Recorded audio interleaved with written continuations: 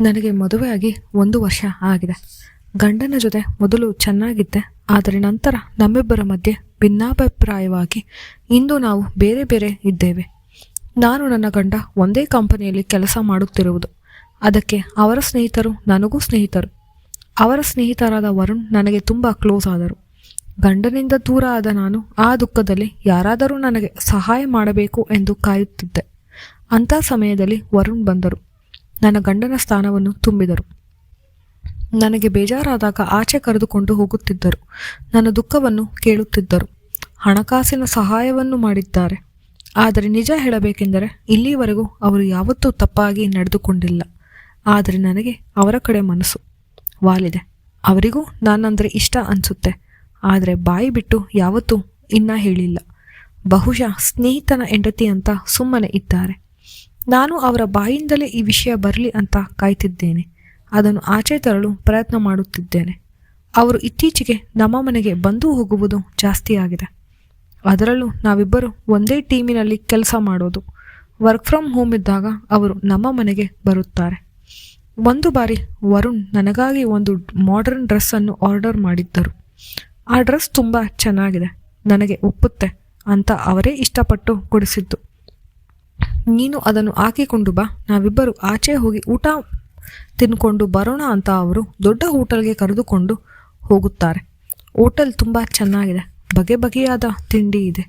ಗಂಡನಿಂದ ಬೇರೆಯಾದ ನನಗೆ ದುಃಖದಲ್ಲೇ ಇದ್ದೆ. ಎಲ್ಲೂ ಆಚೆ ಬಂದೇ ಇರಲಿಲ್ಲ. ಇದೇ ಮೊದಲ ಬಾರಿಗೆ ನಾನು ಆಚೆ ಬಂದಿದ್ದು. ವರುಣ್ ನಮಗಾಗಿ ಒಂದು ಟೇಬಲನ್ನು ಬುಕ್ ಮಾಡಿದ್ದಾರೆ. ನಾವು ಟೇಬಲ್ಗೆ ಹೋಗಿದ್ದ ತಕ್ಷಣ ನಮ್ಮನ್ನು ಸ್ವಾಗತಿಸುತ್ತಾರೆ. ವರುಣ್ ನನಗಾಗಿ ತರಿಸಿದ್ದ ಹೂಗುಚ್ಛವನ್ನು ನೀಡುತ್ತಾರೆ. ಕೆಂಪು ಗುಲಾಬಿ ಹೂವುಗಳು ಎಷ್ಟು ಸುಂದರವಾಗಿದೆ, ಮೃದುವಾಗಿದೆ, ಸುವಾಸನೆ ತುಂಬ ಚೆನ್ನಾಗಿದೆ. ನನಗೆ ಅದನ್ನು ನೋಡಿ ತುಂಬ ಖುಷಿಯಾಯಿತು. ನಿನಗೋಸ್ಕರ ಇದನ್ನು ನಾನು ತಂದಿರುವುದು ತುಂಬ ಚೆನ್ನಾಗಿದೆ, ಥ್ಯಾಂಕ್ ಯು ಸೋ ಮಚ್. ಇಷ್ಟಕ್ಕೆ ಥ್ಯಾಂಕ್ಸ್ ಹೇಳಿದ್ರೆ ಇನ್ನು ಬಹಳಷ್ಟು ಬರೋದು ಬಾಕಿ ಇದೆ. ನಮಗಾಗಿ ಕೇಕನ್ನು ಆರ್ಡರ್ ಮಾಡಿದ್ದಾರೆ. ಕೇಕನ್ನು ಕಟ್ ಮಾಡಿದ್ದೇವೆ.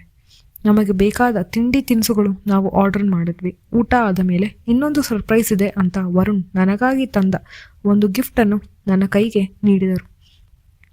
ಆ ಗಿಫ್ಟ್ ಬಾಕ್ಸ್ನಲ್ಲಿ ಏನಿದೆ ಅಂತ ನಾನು ಓಪನ್ ಮಾಡುತ್ತೇನೆ. ಅದರಲ್ಲಿ ನನ್ನ ಮತ್ತು ವರುಣ್ ಫೋಟೋ ಇದೆ. ನಾನು ಮತ್ತು ನೀನು ಇಬ್ಬರು ಹೀಗೆ ಜೀವನ ಪರ್ಯಂತ ಒಟ್ಟಿಗೆ ಇರಬೇಕು ಅನ್ನೋದೇ ನನ್ನ ಆಸೆ. ನೀವು ಒಪ್ಪಿದ್ರೆ ನಾವು ಚೆನ್ನಾಗಿರಬಹುದು.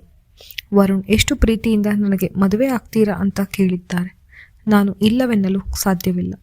ಹೌದು ವರುಣ್, ನಾನು ನಿಮ್ಮನ್ನು ಇಷ್ಟಪಡುತ್ತೇನೆ. ನೀವೇ ಹೇಳಲಿ ಅಂತ ಕಾಯುತ್ತಿದ್ದೇನೆ. I love you too. ನನ್ನ ಕೈಯನ್ನು ಹಿಡಿದು ಬೆಚ್ಚಗೆ ಮಾಡಿ ಈ ದಿನವನ್ನು ನಾನು ಎಂದಿಗೂ ಮರೆಯುವುದಿಲ್ಲ. ನನ್ನ ಕೆನ್ನೆಗೆ ಸಿಹಿ ಮುತ್ತನ್ನು ನೀಡಿದರು. ನಾವು ಅಲ್ಲಿಂದ ಮನೆಗೆ ವಾಪಸ್ ಬಂದೆ. ವರುಣ್ಗೆ ಮನೆ ಬಿಟ್ಟು ಹೋಗೋ ಮನಸ್ಸಿಲ್ಲ. ನನಗೂ ಅವರು ಇಲ್ಲೇ ಇದ್ದರೆ ಇವತ್ತು ಚೆನ್ನಾಗಿರುತ್ತೆ. ಮನೆಗೆ ಬಂದವರು ಮನೆ ಡೋರ್ನ ಲಾಕ್ ಮಾಡಿ, ಇಂದು ಇಡೀ ಮನೆಯಲ್ಲಿ ನಾವಿಬ್ಬರೇ ಇದ್ದೇವೆ. ಈ ಡ್ರೆಸ್ ನಿನಗೆ ಎಷ್ಟು ಚೆನ್ನಾಗಿ ಕಾಣುತ್ತದೆ. ನೀನು ಈ ಡ್ರೆಸ್ಸನ್ನು ಹಾಕಿಕೊಂಡಿದ್ದೀಯ, ಆದರೆ ನಾನು ಇದನ್ನು ತೆಗೆಯುತ್ತೇನೆ. ನನ್ನ ಡ್ರೆಸ್ ಹಿಂದಗಡೆ ಇರುವ ಜಿಪ್ಪನ್ನು ತೆಗೆದರು. ನಾನು ಅವರನ್ನು ತಡೆದೆ. ಇನ್ನೂ ಯಾಕೆ ನಮ್ಮಿಬ್ಬರ ಮಧ್ಯೆ ಅಂತರ? ಮನೆ ಒಳಗೆ ಬಿಸಿ ಏರುತ್ತದೆ. ಮನೆ ಆಚೆ ಜೋರಾಗಿ ಮಳೆ ಬರುತ್ತದೆ. ವಾತಾವರಣ ತಂಪಾಗಿದೆ.